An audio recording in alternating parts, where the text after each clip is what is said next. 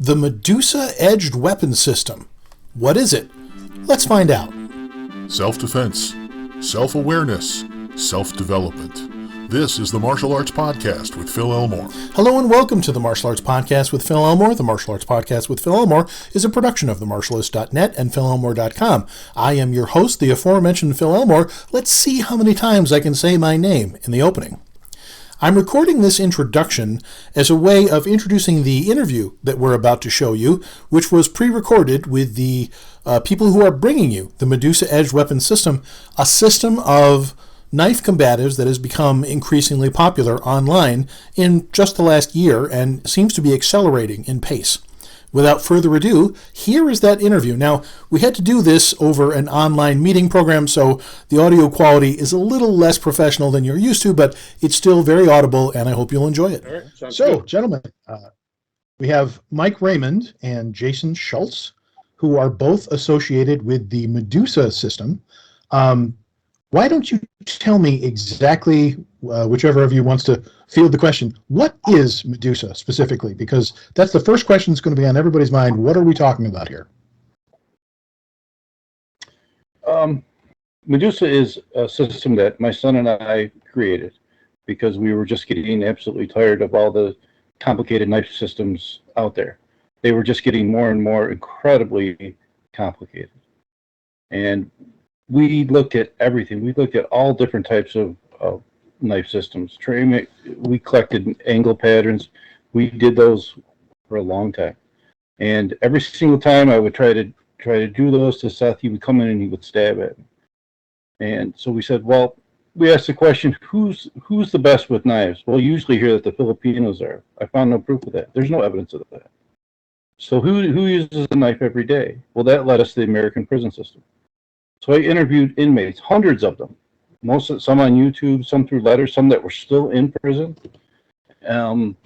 We were sent all kinds of videos from prisons of actual real knife attacks.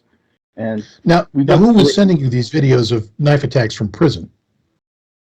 I actually, there was a bunch of corrections officers that I had friended and knew a couple that were on Instagram. They were corrections officers. They actually sent me videos. They're actually most of them are on YouTube, or there's a website I don't have it with me, but about corrections where they would go over a knife attack for corrections officers, and we looked at those, and there was a common denominator in every one. Everyone, they would throw a strike first, they would grab on, and then they would just start stabbing. And you know, we started to put it together, and we were developing it, redeveloping it, and I said, boy, I'd like to get some other people in on this. And Seth mentioned he said, what about Jason? So I actually thought he meant Jason Carroll from Greenville Academy of Martial Arts, and he said no, the guy in New Jersey. So I reached out to Jason, showed him what we were doing, immediately grasped the system. And off we went. So I know that Medusa's become somewhat prominent among the cool kids on Instagram lately, specifically because of the book that Jason wrote.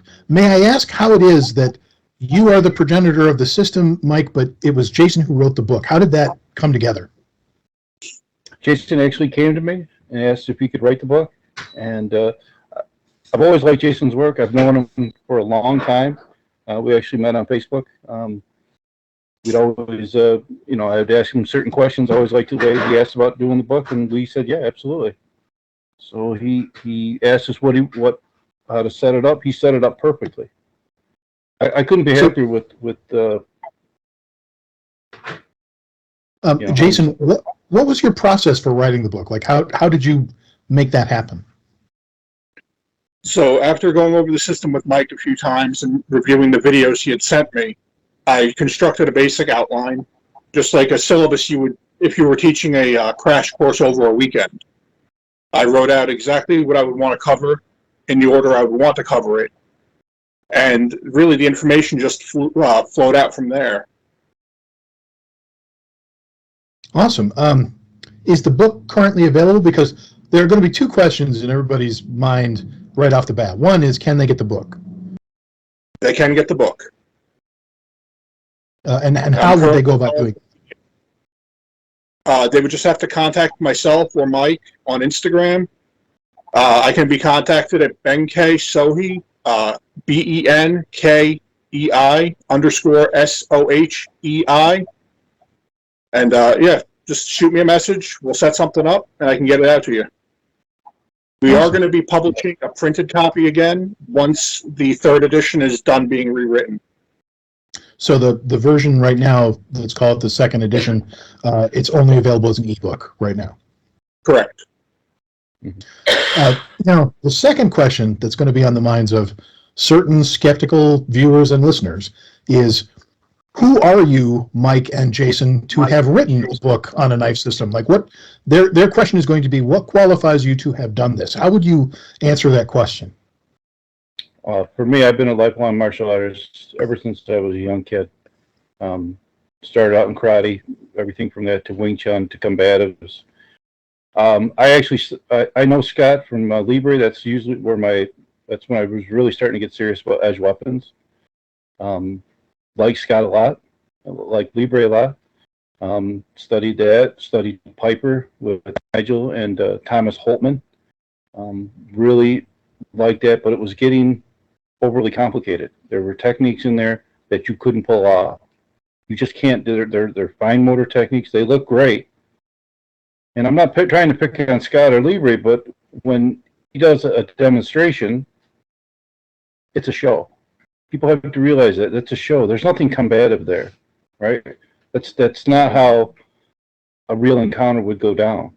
All right. If you look at, the Brisbane, Australia footage, all right, or the footage in Las Vegas, that's Medusa. That's what it looks like.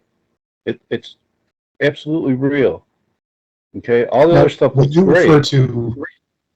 When you refer to Brisbane, Australia, or Las Vegas, what are you referring to? There was a mall stabbing in Brisbane. I know the one you're talking about. It's for anyone who hasn't seen it. There was footage from a shopping mall. It was a couple of guys yelling at each other, posturing.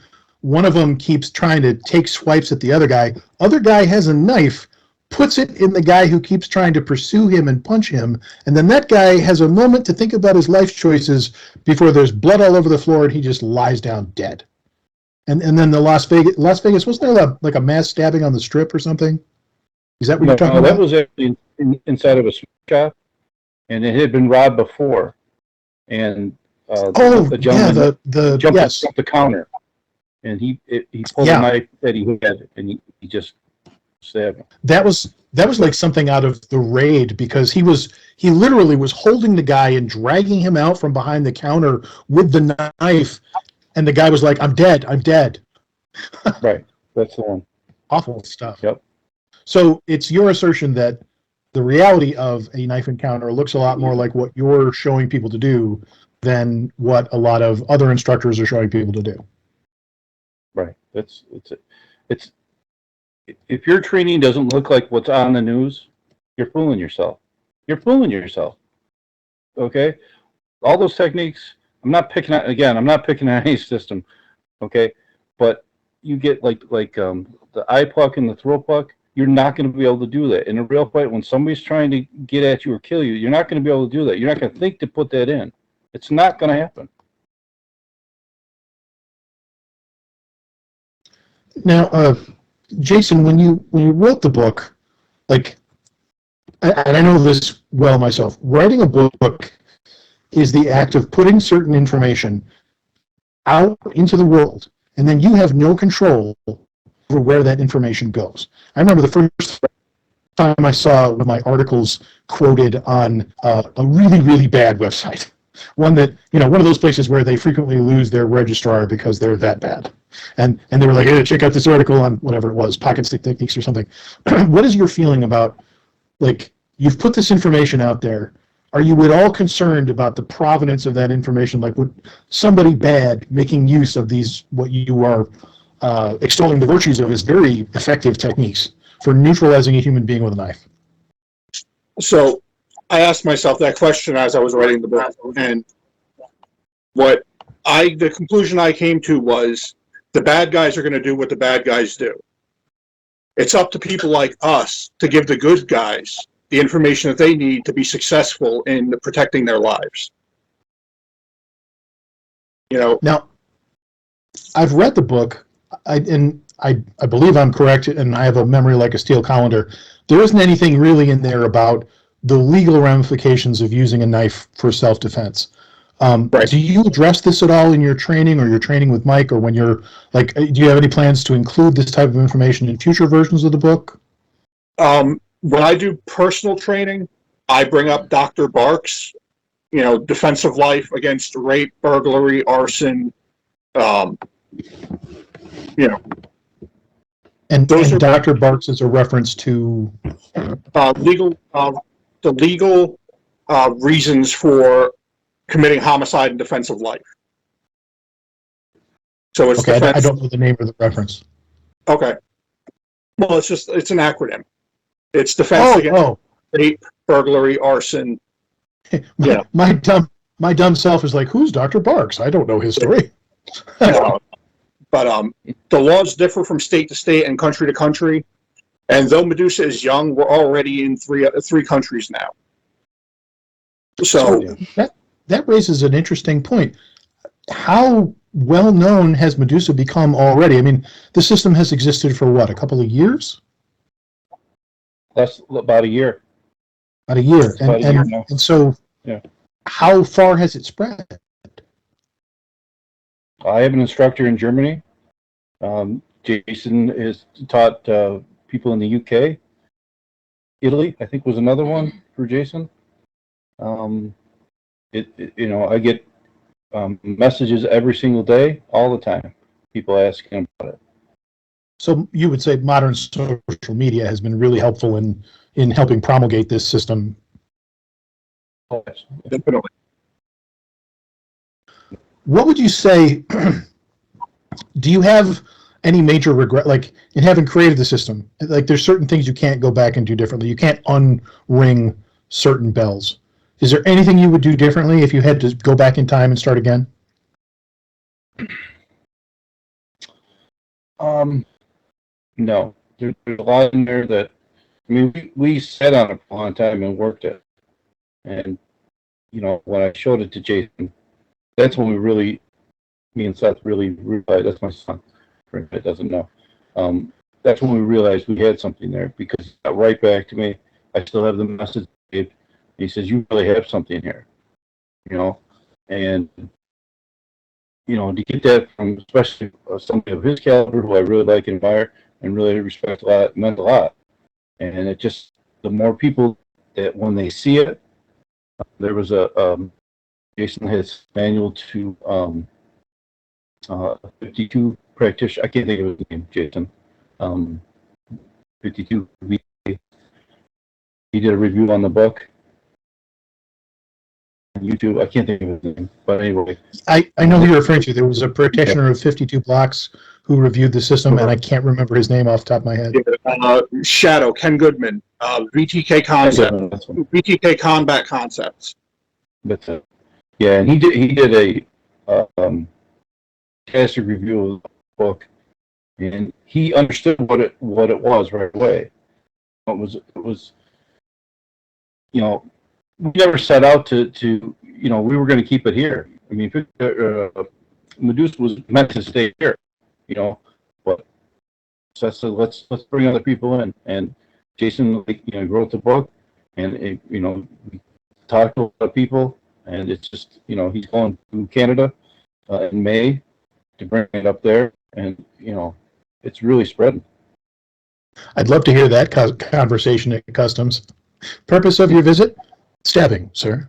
Lots of stabbing. Yeah. So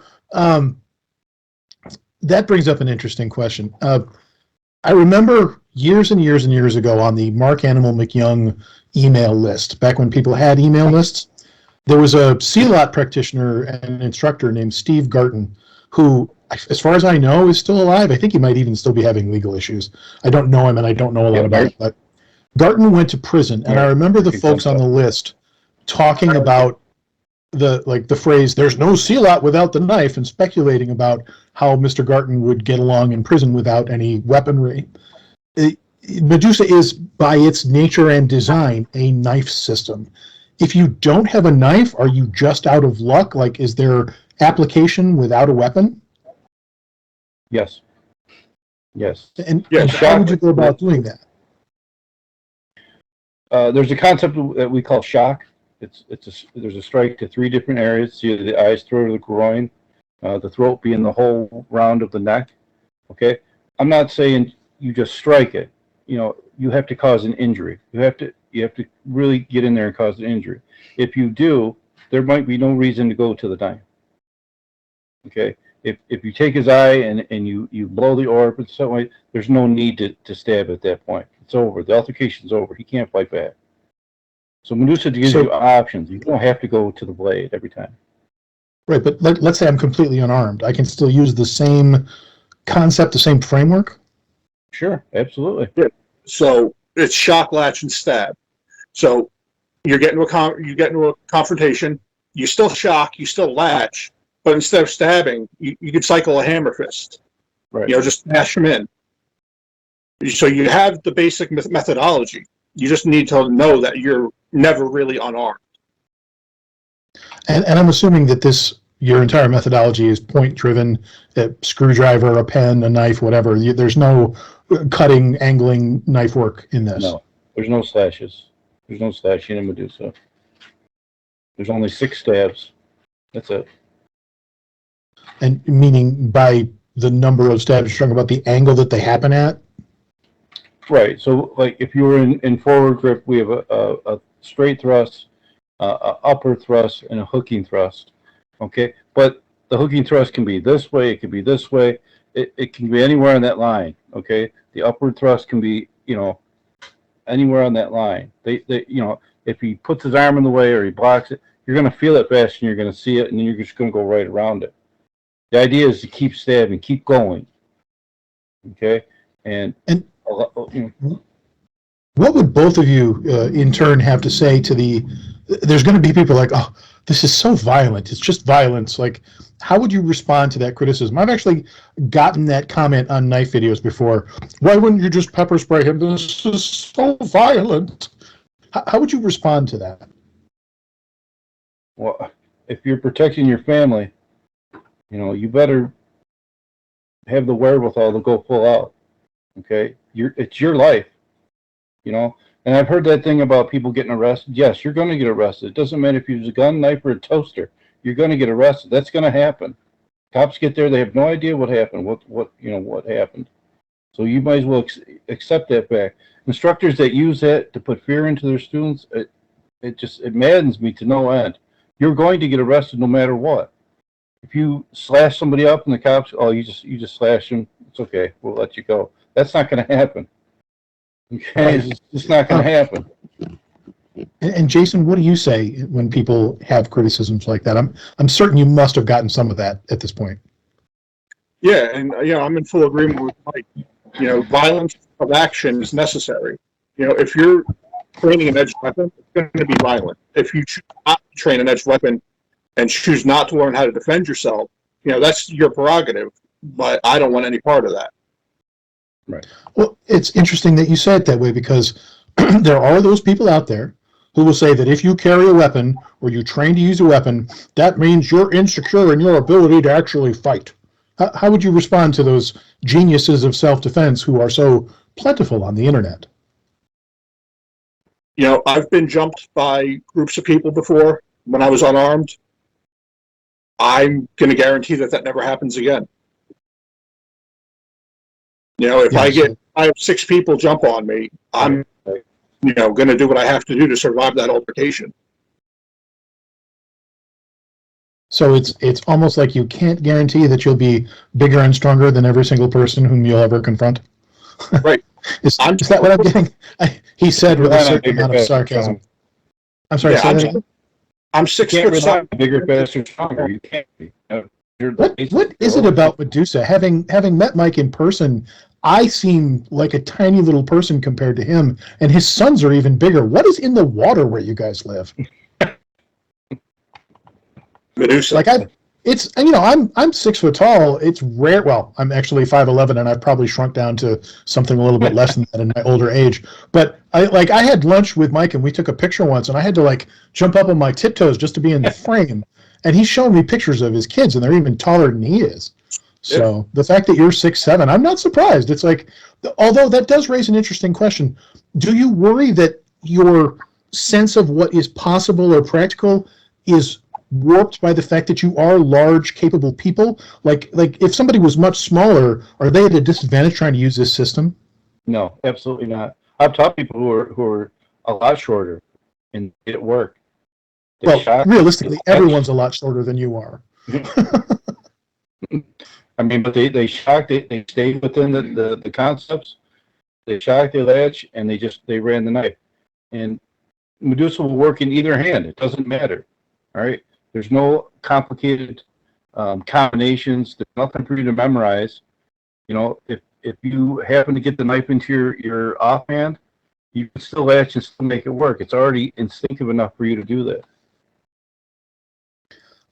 Coming back to legal issues for one more thing, do you feel like having purchased this book and learned this system, or trained with you, Jason, or with you, Mike, in person, is that potentially a liability compared to somebody who does, let's say by luck, the exact same thing with a knife? They put a knife in a bad guy, and they've stopped him from hurting them, and then they go to trial because of course they will.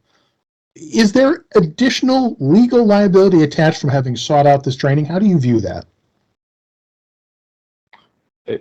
I look at it this way. If a person used it and they defended themselves and they got to go home that night, that's a win in my book. That's a win. He got to go home. And that's all I care about. For any student, anybody that studies Medusa, right? And Jason will tell you this same thing. I've told him this before, right? Anybody that needs it, a big thing is to use Medusa is a very, very, very narrow margin of when you would use it. Okay, this isn't for like a disagreement in a parking lot, disagreement in a bar. That's not what it's for. Okay, and we tell people that all the time. But if you do reach for your knife, I'm glad that you have. I hope you never have to use Medusa, but if you do, I'm glad you have it. What would you say are your future plans for the system? I mean, this is all new, and it's rising in prominence in a way that, one of the things I've always loved to track, especially on the podcast, which is relatively young, but over the course of my writing career about the martial arts, is I love to track trends and fads and cyclical popularity of things. So like when the karambit first hit the market and people talked about it being a fad, and then it became a fixture in the knife market, and they're still around to this day. I can remember back when Spyderco introduced their karambit, and everybody on the staff was hurting themselves with it by spinning it and cutting their own wrists, stuff like that. So I'm very curious where you see the system going as we head into the future, considering how young it is. There was a few things added that Jason put in, and Jason, I'll let you tell about that technique. So we Medusa, it's a live system. We're constantly updating. We're not adding new techniques, but we're seeing what works naturally. So, just messing around with the bob a few nights ago, I came up with, the bite, which is a spearing elbow into an axe hand or a hammer fist to the neck, into a latch, and then just, stab. It's not exactly, shock, latch, stab in the basic, targeting the eyes, targeting the throat, targeting the groin. But if somebody's in close and you don't have the ability to fire off a shot at them, you drop that elbow, it gives you more opportunities, it gives you more ability to improve your chances. Right. So how? Oh, go ahead. There's a little bit of lag on that. There is, Mike is developing an unarmed portion to Medusa further than just the shock latch hammer fist. That's still in the works. That's going to come. Seth has been working on something. So Medusa is growing. but we're not growing by adding useless techniques or repetitive techniques. Everything is organic. Right. We're not just grasping at straws to create content for content's sake. How athletic does someone have to be able to make these techniques work? Because I know the question I get asked a lot, and it's a personal sort of soapbox for me, that when step one of your self-defense system is become a semi-professional athlete, that's not going to work for a lot of people. And while some people are happy to tell you, well, your grandmother just can't defend herself, I guess she can go to hell. I'm of the opinion that self-defense systems should be workable for everybody, at least within a certain reasonable envelope. So how athletic would someone have to be able to make most of this work? Not at all. They have to be breathing. That's the only prerequisite. They have to be breathing. Yeah. One of my oldest students is 65 years old. He's had a broken back, a crushed sternum, and he can still fire off Medusa like nothing. So how does that, I'm curious about the actual mechanics of that. If you're particularly frail or you've got some mobility challenges, like how do you go about shocking and latching, which for those of you listening who are not sure what that means, you're basically firing off a disruptive technique that causes pain and discomfort or disorientation, and then you're grabbing onto them so that you've kind of created a secure link with them to hold them in place while you do terrible things to their organs with your tool. That did not sound right, but you know what I mean. So shock is more than just pain. It has to cause an injury. Okay, Mm-hmm. So I want to be clear on that. It's not about getting an eye poke in there. He reacts, and then you do something. You got to rake the eyes and you tear something open. If you hit to the throat with a yoke or something like that, he's got to be gagging and choking. You have to cause an injury first. Okay. All easy things to do. Anybody can do it. So even somebody who's elderly or has some other mobility challenges, there's a fellow on YouTube or on Facebook and Instagram who I've seen, really cool guy. He does knife techniques, but he's in a wheelchair. Would he be able to do this system? Sure, absolutely. There's a couple modifications, but sure. As long as he stays within the triangle of shot, latch, and stab, he'll be fine. The guy might pull him out of his chair, but as long as he's latched to him and he keeps running that knife, it'll work for him. Cool. Well, gentlemen, thank you so much for joining me. This is the first interview that I've done on the podcast with other people. Are there any thoughts, each of you, that you'd like to leave us with before we close this out? Yeah. Go ahead. So I just want to reference an earlier episode of yours. Does it really matter having a black belt? I want people to really think about that. You can learn as much from some guy off the street as you will a tier 1 operator. You just need to find out what works for you and train it. Yeah, Well, I will say, if you need a black belt to be able to defend yourself 4 years from now, you better hope that nothing happens to you until then. Okay? Right. How long should it take somebody to learn how to use a knife? In Medusa, we can do it in 2 hours, and I guarantee we can give you more confidence in using a knife than a year anywhere else. Absolutely guarantee it. And you would say that confidence translates into those times when you don't have a knife? If you didn't have a knife, as long as you stayed, like Jason said, we're developing an unarmed component to Medusa. It's called Venom. Okay, so Venom is still a little bit way out. We're not really happy right yet with it to release it. Okay, but it stays within that framework. If you didn't have a knife, right? Well, you should have something on you anyway, all the time. Whether it's a pen, something, you should have something. But if you didn't, if you, like Jason said, if you shock, you latch, and you strike, and you keep hitting over and over again, it's over. He's finished. All right. There's nothing complicated about it. You look at, I'll just bring up Piper for instance. This shimmering motion. What does it do? It does nothing. All right, the tumbling movement. It does nothing. You have to think when to put those in. They don't just happen on the fly, right? You have to think when to put those in. The same with an eye pluck. The same with a face edge. You have to think about those techniques, all right? You can't be playing chess at 100 miles an hour. You can't be. And when you have so many different techniques, yeah, Hick's law comes into play, absolutely. You know, it has to be intuitive. Medusa is intuitive. Where does the name come from? So, Medusa at one time, the character Medusa, she was beautiful at one time. The beautiful part is in the simplicity of the system. The ugly is in the aftermath of what a real knife encounter looks like.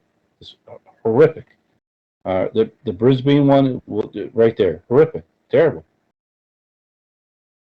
That's a really good explanation. Yep.